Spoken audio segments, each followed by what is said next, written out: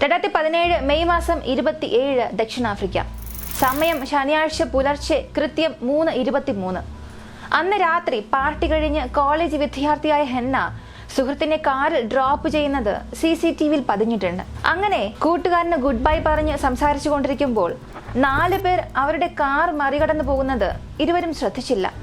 പക്ഷേ അവരെ കടന്നുപോയ ആ 4 പേർ അവരുടെ ജീവിതത്തെ തന്നെ മാറ്റാൻ പോകുന്നുവെന്ന് ആ സമയം അവർക്കറിയില്ലായിരുന്നു. യഥാർത്ഥത്തിൽ ആ രാത്രി ഹന്നയ്ക്ക് സംഭവിച്ചത് നമ്മൾ ആർക്ക് വേണമെങ്കിലും എപ്പോൾ വേണമെങ്കിലും സംഭവിക്കാം. അതിനാൽ സ്ത്രീകൾ തീർച്ചയായും ഈ വീഡിയോ കാണുക. അന്ന് രാത്രി അവൾക്ക് സംഭവിച്ച ആ ഭയാനകമായ കാര്യം അതാണ് ഇന്ന് ഈ വീഡിയോയിലൂടെ വളരെ വ്യക്തമായി അറിയാൻ പോകുന്നത്. ദക്ഷിണാഫ്രിക്ക ധാരാളം സമുദ്രങ്ങളും പർവ്വതങ്ങളുമുള്ള വളരെ മനോഹരമായ ഒരു സ്ഥലം. പക്ഷേ ഇതിനൊരു ഇരുണ്ട വശമുണ്ട്. ഉയർന്ന കുറ്റകൃത്യ നിരക്കുള്ള രാജ്യങ്ങളിൽ ഒന്നാണിത്.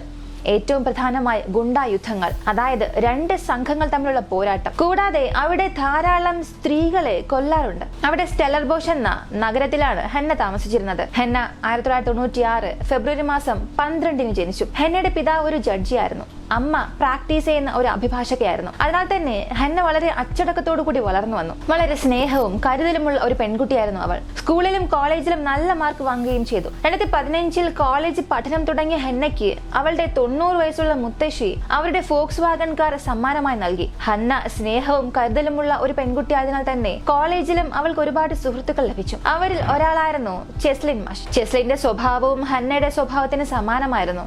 അങ്ങനെ ഇരുവരും നല്ല സുഹൃത്തുക്കളായി. പക്ഷെ അവർക്കിടയിൽ പ്രണയബന്ധമൊന്നും ഇല്ലായിരുന്നു. അങ്ങനെ 2017 മെയ് മാസം 26 ഹന്നയും ചെസ്ലിനും സുഹൃത്തുക്കളുമായി ഒരു പാർട്ടിക്ക് പോകാൻ തീരുമാനിച്ചു. അന്ന് രാത്രി എല്ലാവരും പുറത്തുപോയി ആസ്വദിച്ചു. പക്ഷെ ഹന്നയും ചെസ്ലിയും ഗെയിമുകൾ കളിച്ചു. അങ്ങനെ വെള്ളിയാഴ്ച രാത്രി പതിയെ ശനിയാഴ്ച രാവിലെയായി. പാർട്ടി കഴിഞ്ഞ് എല്ലാവരും വീട്ടിലേക്ക് പോകാൻ തുടങ്ങി. ആ സമയത്ത് തെരുവിലൂടെ നടന്നു പോകുന്നത് ഒരു പെൺകുട്ടിക്ക് സുരക്ഷിതമല്ലെന്ന് ചെസ്ലിൻ അറിയാം. അതുകൊണ്ട് ചെസ്ലിൻ ഹന്നയോട് പറഞ്ഞു, ഞാൻ നിന്നെ വീട് വരെ കൊണ്ടാക്കാം. യഥാർത്ഥത്തിൽ എല്ലാവരും ആ പാർട്ടിക്ക് നടന്നാണ് വന്നത്. മാത്രമല്ല ചെസ്ലിയുടെ വീട് ഹന്നയുടെ വീട്ടിൽ നിന്നും കുറച്ച് അകലെയാണ്. അതിനാൽ അവളെ സുരക്ഷിതമായി വീട്ടിൽ വിട്ടിട്ട് ഞാൻ എന്റെ വീട്ടിൽ പോയിക്കൊള്ളാമെന്ന് ചെസ്ലിൻ പറഞ്ഞു. ഹെന്നയും അതിന് സമ്മതിച്ചു. ശനിയാഴ്ച രാവിലെ ഇരുവരും ആ തെരുവിലൂടെ നടക്കാൻ തുടങ്ങി. യാതൊരു കുഴപ്പമൊന്നും സംഭവിച്ചില്ല.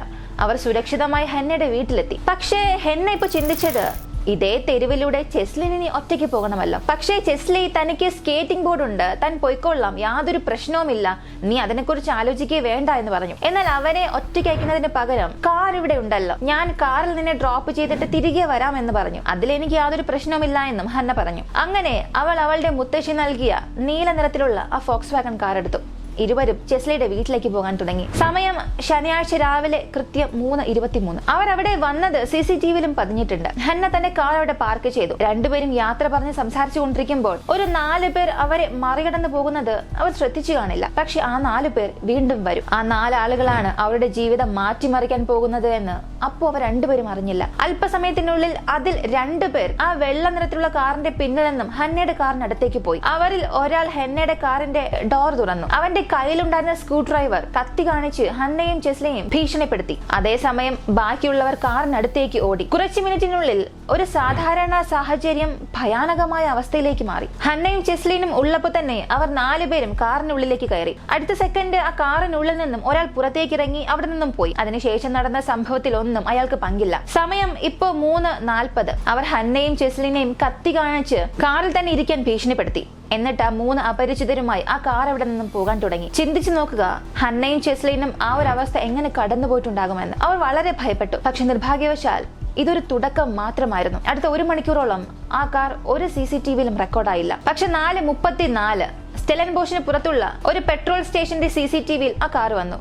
എന്നാൽ അവിടെ എത്തുന്നതിന് മുൻപ് അവർ കാർ നിർത്തി. കാറിൽ നിന്നും ചെസ്ലിനെ വലിച്ചിറക്കി. കാർ ഡിക്കിക്കുള്ളിൽ അവനെ ഇട്ടു. ഇപ്പോ പെട്രോൾ സ്റ്റേഷനിൽ നിർത്തിയപ്പോൾ അവരിൽ ഒരാൾ ഇറങ്ങി അടുത്തുള്ള ATMൽ പോയി ചെസ്ലിന്റെ ATM തട്ടിയെടുത്ത് അതിൽ നിന്നും പണമെടുക്കാൻ ശ്രമിച്ചു. പക്ഷെ പലതവണ ശ്രമിച്ചിട്ടും പണമെടുക്കാൻ സാധിച്ചില്ല. കാരണം ചെസ്ലിൻ തെറ്റായ പിൻ നമ്പറായിരുന്നു നൽകിയിരുന്നത്. യഥാർത്ഥത്തിൽ അത് അവരെ കൂടുതൽ ദേഷ്യം പിടിപ്പിച്ചു. അതിന്റെ ഫലം അവന് കാത്തിരിക്കുകയായിരുന്നു. ഇപ്പോ അവിടെ നിന്നും കാർ മറ്റൊരിടത്തേക്ക് പോയി. അങ്ങനെ കാർ പല സ്ഥലങ്ങളിൽ പോകുമ്പോഴും ഹന്ന കാറിന്റെ മുൻ സീറ്റിൽ ഇരിക്കുകയായിരുന്നു. അമ്മൂമ്മ സമ്മാനിച്ച ആ ഒരു കാറിനുള്ളിൽ അടുത്ത് എന്ത് സംഭവിക്കാൻ പോകുന്നു എന്നറിയാതെ 3 അപരിചിതരുമായി ഇതെല്ലാം ശരിക്കും സംഭവിക്കുന്നുണ്ടോ എന്നുള്ള പല ചിന്തയിലായിരുന്നു അവൾ. മാത്രമല്ല അവർ പറയുന്നതെല്ലാം ഹന്ന അനുസരിക്കുകയും ശ്രദ്ധിക്കുകയും ചെയ്തു. അവൾ അവർക്കെതിരെ ഒന്നും സംസാരിച്ചില്ല, ആരെയും കോണ്ടാക്ട് ചെയ്യാൻ ശ്രമിച്ചില്ല. അവർ 3 പേരെയും മല്ലിടാൻ ശ്രമിച്ചില്ല. പകരം ഹന്ന ചെയ്തത് കാറിന്റെ മുൻ സീറ്റിലിരുന്ന് ഇരുളടഞ്ഞ ആ വഴികളിലൂടെ നോക്കിക്കൊണ്ടിരുന്നു. കാറ് പലയിടങ്ങളിലായി നിർത്തുകയും തുടർന്ന് അത് പോകാനും തുടങ്ങി. അവിടെയെല്ലാം ആ 3 പേർ മയക്കുമരുന്ന് വാങ്ങുകയും നൽകുകയുമായിരുന്നു. ഈ സമയങ്ങളിലെല്ലാം ചെസ്ലിൻ ഡിക്കിയിലായിരുന്നു ഉണ്ടായിരുന്നത്.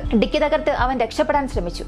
പക്ഷെ അവനെ കൊണ്ടായില്ല. അവസാനം കാർ ഒരു വിദൂരമായ സ്ഥലത്ത് കൊണ്ട് നിർത്തി. സമയം അപ്പോൾ പുലർച്ചെ 5:30. എന്തിനു വേണ്ടിയാണ് കാർ നിർത്തിയതെന്ന് ഹന്ന ചോദിച്ചു. അതിന് പുകവലിക്കാൻ പോകുന്നു, വന്നിട്ട് അവസാനമായി മറ്റൊരു സ്ഥലത്തേക്ക് പോകണം, അത് കഴിഞ്ഞ് നിന്റെ കാർ നിനക്ക് നൽകാം എന്ന് പറഞ്ഞു. പക്ഷെ കാറിൽ നിന്നും ഇറങ്ങിയ ആ 3 പേരും കാറിന്റെ ഡിക്കിയിൽ നിന്നും ചെസ്ലിനെ വലിച്ച് പുറത്തേക്കിട്ടു. തെറ്റായ ATM പിൻ നൽകിയതിന് അവർക്ക് ചെസ്ലിനോട് വല്ലാത്ത ദേഷ്യമുണ്ടായിരുന്നു. ഇപ്പോ അവർ ചെസ്ലിനെ ഇരുണ്ട കാടിനുള്ളിലേക്ക് പോകാൻ പറഞ്ഞ് തള്ളിയിട്ടു. അവനും കുറച്ചു ദൂരം പോയി. പിന്നീട് അവർ ചെസ്ലിനോട് നിലത്ത് കിടക്കാൻ ആവശ്യപ്പെട്ടു. ആ നിമിഷം താൻ മരിക്കാൻ പോവുകയാണെന്ന് ചെസ്ലിന് മനസ്സിലായി. അതെ, അവർ ചെസ്ലിനെ കൊല്ലാൻ തീരുമാനിച്ചു. താഴെ കിടന്നിരുന്ന ചെസ്ലിൻ അവസാനമായി മുകളിലേക്കൊന്ന് നോക്കി. അപ്പോൾ അവൻ കണ്ടത് 2 പേർ തന്നെ ആക്രമിക്കാൻ ഇഷ്ടിക കൊണ്ടുവരുന്നതായിരുന്നു. പെട്ടെന്ന് എല്ലാം ഇരുണ്ടുപോയി. ഇപ്പൊ സൂര്യൻ ഉദിച്ചു തുടങ്ങി. എല്ലാവരും അവരവരുടെ വീട്ടിൽ പുതിയ ഒരു ദിവസത്തിനായി ഒരുങ്ങുകയായിരുന്നു. പക്ഷേ നിർഭാഗ്യവശാൽ ഹന്നയ്ക്ക് എല്ലാം മോശമാകാൻ തുടങ്ങി. അവർ അവിടെ നിന്നും കാറെടുത്ത് മനുഷ്യ തിരക്കില്ലാത്ത ഒരു സ്ഥലത്തേക്ക് പോയി. എല്ലാവരും ഹന്നയെ പലതവണ ബലാത്സംഗം ചെയ്തു. എന്നിട്ട് വീണ്ടും അവളെ കാറിൽ കയറ്റി ഒരു പർവ്വത പ്രദേശത്തേക്ക് കൊണ്ടുപോയി. അവിടെ വെച്ച് അവർ ഹന്നയെ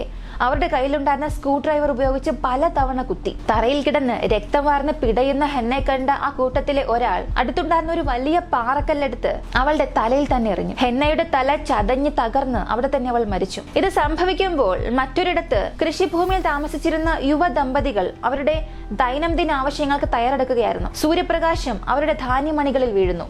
അവിടെ മുഴുവൻ പക്ഷികളുടെയും മൃഗങ്ങളുടെയും ശബ്ദം കേട്ടു.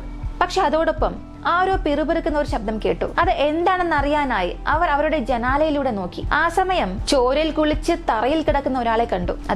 അത് ചെസ്ലിൻ ആയിരുന്നു. തലയിൽ ഗുരുതരമായി പരിക്കുണ്ടായിരുന്നെങ്കിലും ഭാഗ്യവശാൽ അവൻ രക്ഷപ്പെട്ടു. അവർ കാറിൽ കയറി പോയതിനു ശേഷം ചെസ്ലിന് ബോധം വന്നിരുന്നു. അങ്ങനെ തൊട്ടടുത്തുണ്ടായിരുന്ന കെട്ടിടത്തെ നോക്കി അവൻ ഇഴഞ്ഞു വരാൻ തുടങ്ങി. തലയ്ക്ക് സാരമായി അടിയേറ്റെങ്കിലും അവന്റെ മനസ്സ് വളരെ വ്യക്തമായിരുന്നു. തന്റെ സുഹൃത്തിന് എന്ത് സംഭവിച്ചുവെന്ന് അവൻ അറിയില്ല. അതിനാൽ തന്നെ സഹായിക്കാൻ ആ ദമ്പതികളോട് യാചിച്ചു. ആദ്യം ആ ദമ്പതികൾക്ക് അവനെ സഹായിക്കാൻ ഭയമായിരുന്നു.